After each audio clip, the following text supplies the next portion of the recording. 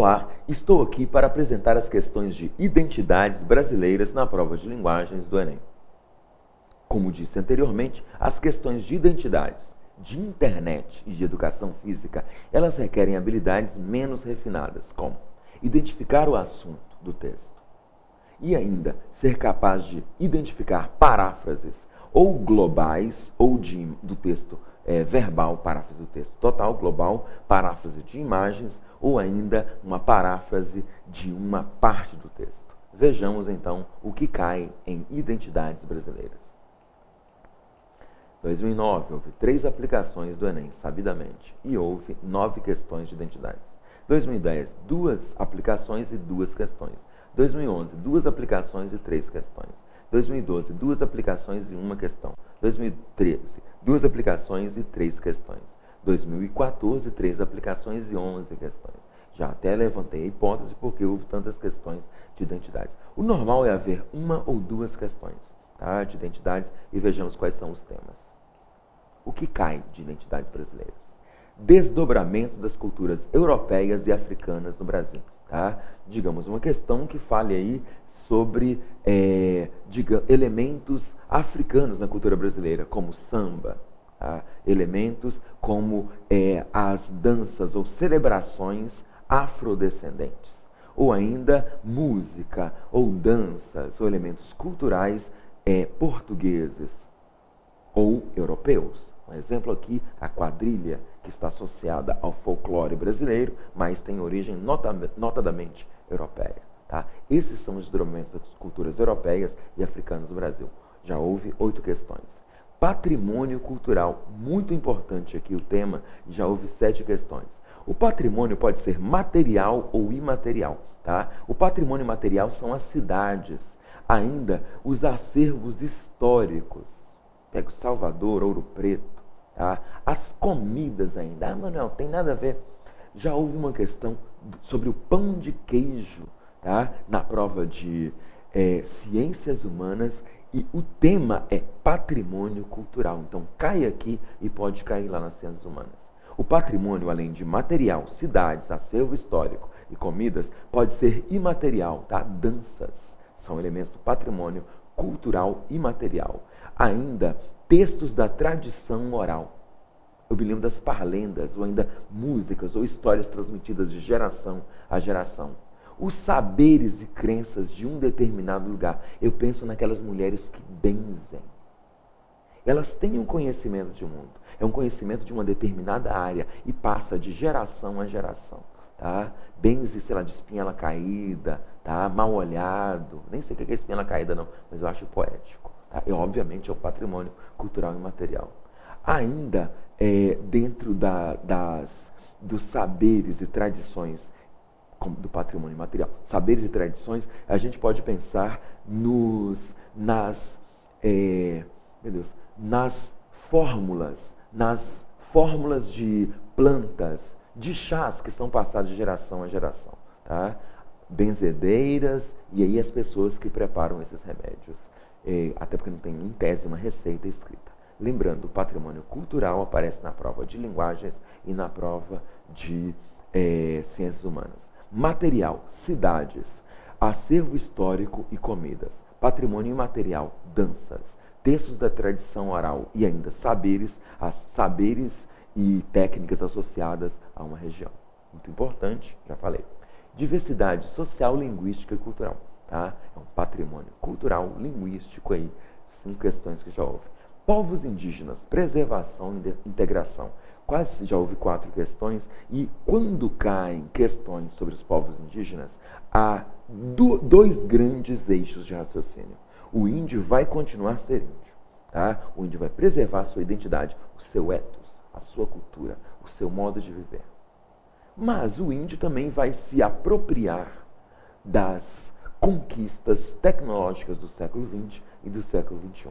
Então o índio vai usar a internet para poder fazer sites, ou sei lá, criar comunidades que se refiram à cultura indígena, à língua indígena. O índio vai usar o computador. Tem uma questão que fala, o índio, uma entrevista de um cidadão lá, tá? Almir Surui. O índio até usando a internet, está usando Windows. Até eu quero usar a palavra Windows não. Vou usar a palavra Oventã, tá? Na língua indígena, Oventã é janela. O que interessa? A defesa, a perspectiva ideológica da questão que trata dos povos indígenas é preservar a cultura do índio. Fala assim, o índio sempre vai se apropriar da cultura estrangeira.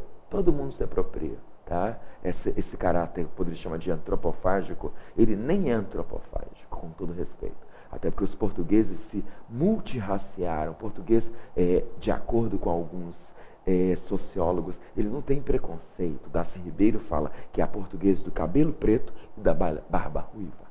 Todas as raças andam lá, né, em Portugal, andavam sem preconceito nenhum, de acordo com Darcy Ribeiro, que eu amo muito. Tá? Ótimo. Então, todo mundo, o mundo inteiro faz essa ideia. A visão do Enem é: o índio vai continuar a ser índio e vai ainda incorporar as tecnologias dos séculos 20 e 21. Vamos lá, então. Primeira questão. O folclore é o retrato da cultura popular de um povo. A dança popular e folclórica é uma forma de representar a cultura regional, pois retrata seus valores, crenças, trabalho e significados. Dançar a cultura de outras regiões é conhecê-la, é de alguma forma se apropriar dela, enriquecer a própria cultura. Desdobramento das culturas europeias e africanas no Brasil. As manifestações folclóricas perpetuam uma tradição cultural. É obra, está escrito assim no Enem, obra de um povo que a cria, recria e perpetua. Sobre essa abordagem, deixa-se de identificar como dança folclórica brasileira o Bumba Meu Boi, que é uma dança teatral onde personagens contam uma história envolvendo crítica social, morte e ressurreição. De acordo ainda com Darcy Ribeiro, tá, no povo brasileiro, todos os elementos culturais associados ao boi dizem respeito ao povo sertanejo, ao povo nordestino. A colonização começa no século XVI, tá? E o primeiro engenho de cana-de-açúcar, de acordo com Boris Fausto, na história do Brasil, vem em 1560. O engenho é de engenho monocultor, cana-de-açúcar, obviamente. Plantava-se alguma coisa ali para comer, de acordo com Darcy Ribeiro. E ali perto do engenho criavam-se os bois. É assim que fala o mestre. Tá? E esses bois são criados sem um curral. Eles são criados livres, chama-se pecuária extensiva ou semi-extensiva. Ainda Darcy Ribeiro diz que os índios, ou os filhos dos índios, se adaptaram muito a esse conduzir o boi para lá e para cá. Tá? E eles viraram os vaqueiros. Lá no Nordeste tem aquela cultura do boi, aquela capa, roupa que usa o vaqueiro. Parece uma espécie de cavaleiro medieval de couro, tá? Uma armadura de couro. Tá? Maravilha. Ah, mano, então está associado ao Nordeste. Sim, ao Brasil sertanejo, ao Nordeste. Também aparece no Norte. Até porque o norte do Brasil começa a ser efetivamente colonizado ou povoado no final do século XIX, aí seguindo à vontade os pensamentos de Dom Pedro II. Existem alguns ciclos que levam as pessoas para o norte também, de acordo com Darcy Ribeiro. E muita gente do Nordeste foi para lá. Tanto que existe lá a brincadeira do boi bumbá. Existem os bois do carnaval. Boi garantido e boi caprichoso. É um desdobramento da cultura nordestina. Sem dúvida que é folclore brasileiro. Letra A correta. Quadrilha das festas juninas. Já até adiantei aqui em outro vídeo que a quadrilha tem origem aristocrática europeia, mas se adaptou bastante bem aqui ao Brasil. Sem dúvida que é uma manifestação folclórica brasileira. Leio. Quadrilha das festas juninas, que associam festejos religiosos às celebrações de origens pagãs envolvendo as colheitas e a fogueira. Essa ideia da fogueira e da festa junina é muito forte. Em Minas Gerais, no Nordeste, o povo para poder ir para as festas, para poder dançar forró, tá? Para poder comer, é muito legal. Tá? Evidentemente, cultura popular, folclore brasileiro. Nem A, nem B. Congado, sem dúvida, desdobramento. O Bumba Meu Boi é associado à cultura europeia e brasileira. Quadrilha europeia e brasileira. O Congado tem a ver com a cultura brasileira e africana. Representação de um reinado africano onde se homenageiam, deveria ser homenageiam santos, através de música, cantos e dança. Tá? Existem até alguns santos que são santo dos pretos. Tá? Santo do Brasil crioulo. Tá? De acordo com Darcy Ribeiro, São Benedito, Santa Efigênia, tá? Nossa Senhora dos Pretos. Tá? Existem alguns santos aqui associados à cultura afro-brasileira, que é chamada de Brasil crioulo. Nossa Senhora do Rosário, sem dúvida, excessivamente importante. Tanto A quanto B quanto C fazem parte do folclore brasileiro. O balé é uma dança europeia, plié. Pas de deux. Não marco, aliás, a letra D. Não há nenhum traço cultural folclórico brasileiro. Balé, em que se utilizam músicos, bailarinos e vários outros profissionais para contar uma história em forma de espetáculo. Olha só, a quadrilha também tem elementos franceses, não é, Manuel? Sem dúvida. Tu, tá? En arrière, en avant, tá? Para frente, para trás. Ótimo. A quadrilha se adaptou e foi alterada aqui no Brasil. Balé não, balé sem dúvida é só europeu, marque-se a letra D de dado.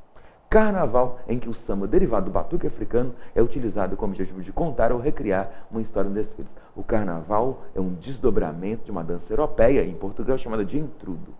No século XIX ainda era intrudo. Só vira carnaval com bloco, com gente na rua, com samba, na década de 1910.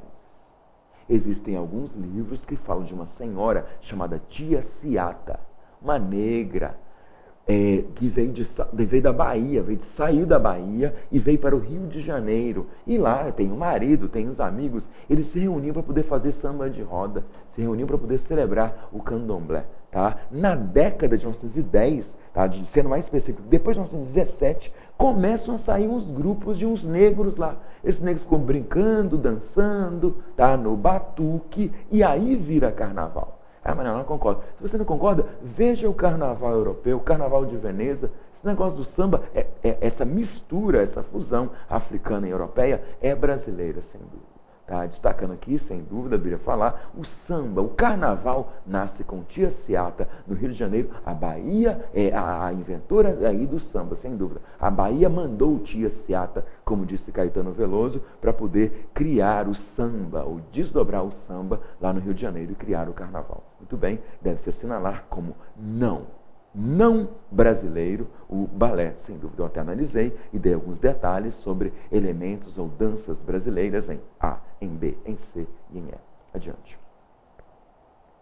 Por onde houve colonização portuguesa, a música popular se desenvolveu basicamente com o mesmo instrumental.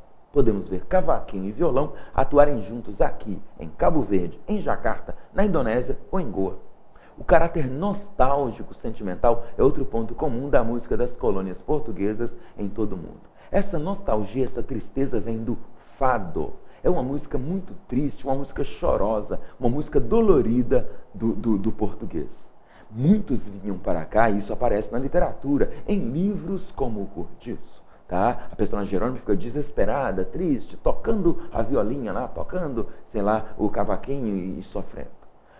No Brasil, um desdobramento, pode ser a música chamada de caipira, dos anos 1930, 40, 50, 60, 70, 70. É uma música muito triste. O caboclo cantava até num vibrato, chorando. Tá? Um desdobramento desse caráter nostálgico, sentimental do fado. Volto para o texto. O Krjong, a música típica da Jacarta, é uma espécie de lundu mais lento, tocado comumente com flauta, cavaquinho e violão. Em Goa não é muito diferente. Questão do Enem de 2014. De acordo com o texto de Henrique Cases, grande parte da música popular desenvolvida nos países colonizados por Portugal compartilha o instrumental, destacando-se o cavaquinho e violão. No Brasil, são exemplos de música popular que empregam esses mesmos instrumentos. Maracatu e ciranda. O maracatu e a ciranda são muito percussivos. Tá? No maracatu, existe o mestre de maracatu, existe aquele cidadão que usa uma espécie de uma peruca, assim, todo colorida. Tá?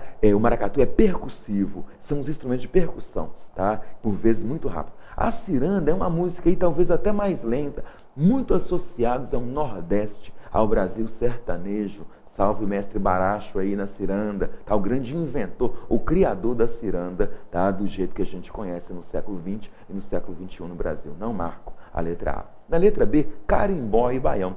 O carimbó é uma espécie de pré-calipso.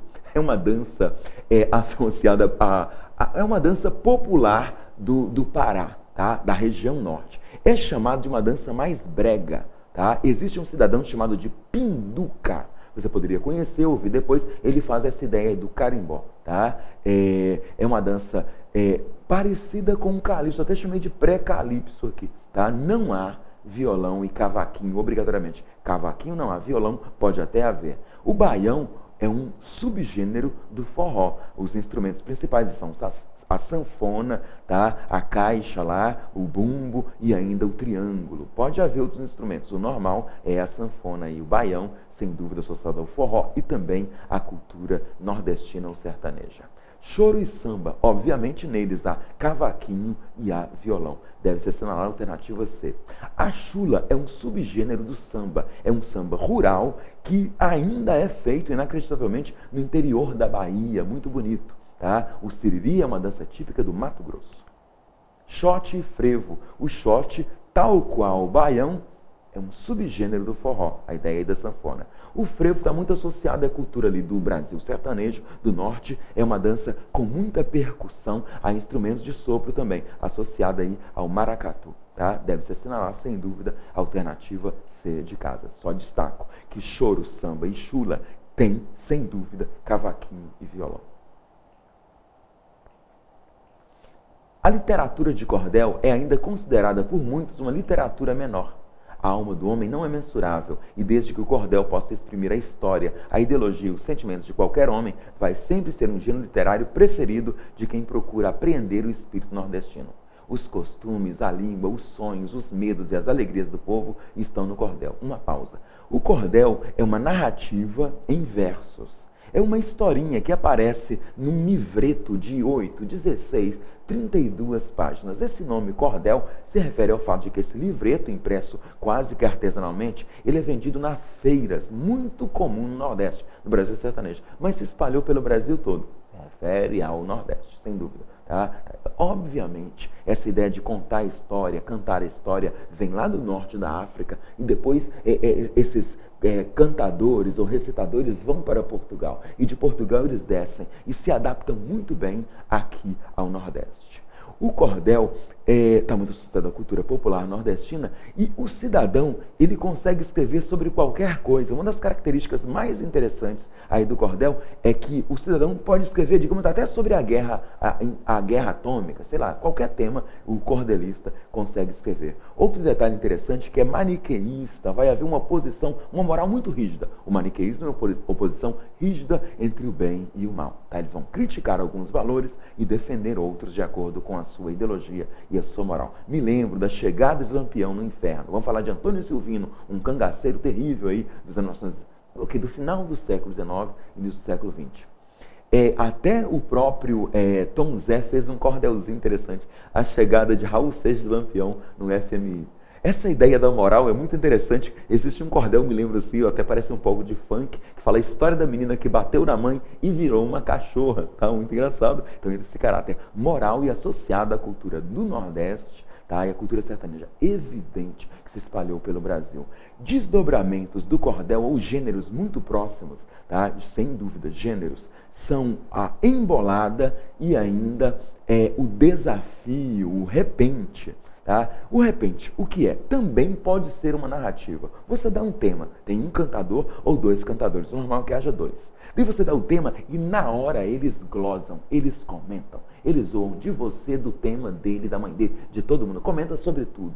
Para fazer essa ideia do repente, até chama repente porque é de repente que ele faz a improvisação. O cidadão tem que ser excessivamente inteligente. No Nordeste, tá? Muitos cidadãos semi-analfabetos foram pós-doutores em repente. Eu vou citar um cidadão que deveria ser conhecido de todos, chama-se Pinto do Monteiro. Na verdade, Pernambuco brilha, de acordo com um documentário lá chamado Poetas do Repente. Se poesia iluminasse o mundo, um dos lugares mais iluminados seria Pernambuco, que é deslumbrante. Muitos repentistas, e o repente pega um tema e na hora, dois cidadãos vão transformando em poesia, rimando, pensando e metrificando.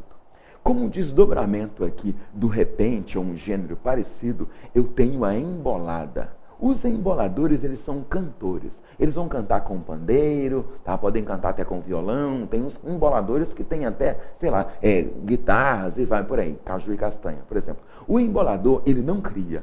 Ele só divulga, ele canta. Já falei em Caju e Castanha, são a dupla de voladores bastante conhecidos do Brasil. Tá? Eles têm uma música e tem um caráter um pouco a ver com o cordel e também um pouco a ver com o repente. Tá? Se você quiser saber mais, existe um vídeo deslumbrante. Você acha de graça no meu site. Curta lá a fanpage. E também acha no YouTube, chama Poetas do Repente. Falei então da cultura do cordel e falei dos gêneros e subgêneros associados a essa literatura muito nordestina e falada e popular.